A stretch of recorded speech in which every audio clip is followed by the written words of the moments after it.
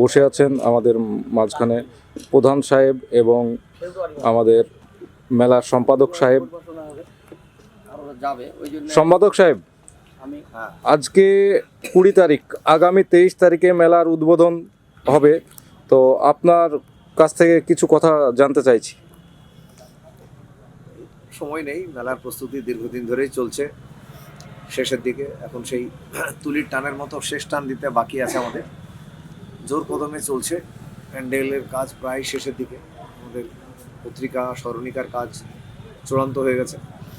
এখন শেষের দিকে যে পরিশ্রম থাকে সেই পরিশ্রমটা সকলে কাঁধে কাঁধ মিলিয়ে মেলাটাকে তুলতে হবে।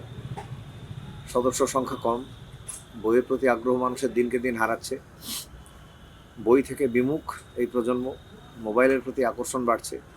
এমত অবস্থায় নওদা বইমেলার প্রাসঙ্গিকতা, অর্থাৎ পঞ্চম বর্ষের নওদা সুভাষ বইমেলার প্রাসঙ্গিকতা এখানে যে মানুষকে বইয়ের প্রতি আকর্ষণ আগের মতো ফিরিয়ে আনতে, বইমুখী করতে। বই হচ্ছে মানুষের জীবনের প্রাণভোমরা, বই আমাদের প্রকৃত বন্ধু। সেই বন্ধুকে যদি আমরা সজ্ঞানে দূরে সরিয়ে রাখি, সেটা আমাদের পরবর্তী প্রজন্মের পক্ষে ভয়ঙ্কর বিপজ্জনক হয়ে আসতে পারে। তাই এই বইমেলার প্রাসঙ্গিকতা। আমরা চাই নতুন প্রজন্ম উঠে আসুক, তারা দায়িত্ব নিয়ে মেলা করুক। আমরা তো বেশ কয়েকটি বছর আপ্রাণ চেষ্টা করে তুললাম, পরপর 4 বছর তুলেছি, কিছু অনিবার্য কারণবশত পরপর 2টো সিজন বা 3 বছরই বলা যায় মেলাটা সংগঠিত করতে পারিনি আমরা।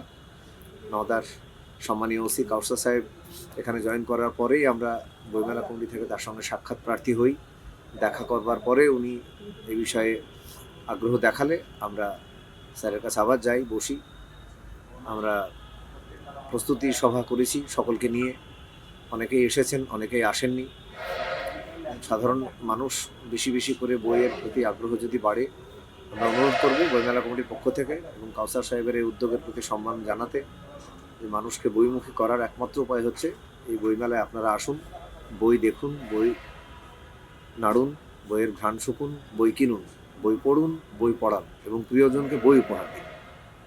এই প্রসঙ্গে বইমেলার প্রাসঙ্গিকতা এবং বাংলা ভাষার স্বাধিকার রক্ষার জন্যে, মাতৃভাষার প্রতি সম্মান জানাতে, বাংলা ভাষার প্রতি আমাদের যে আবদার, আমরা সেখান থেকেই এই বইমেলার উৎসাহ অনুপ্রেরণা পাই। তাই আমরা চাইব যারা বইমেলাটা করছি, জড়িয়ে আছি, আরও বেশি বেশি করে মানুষ আসুক, আমাদের প্রতিটি মানুষ এই বইমেলায় একবার পা রাখুন, এটাই আমাদের আবদার।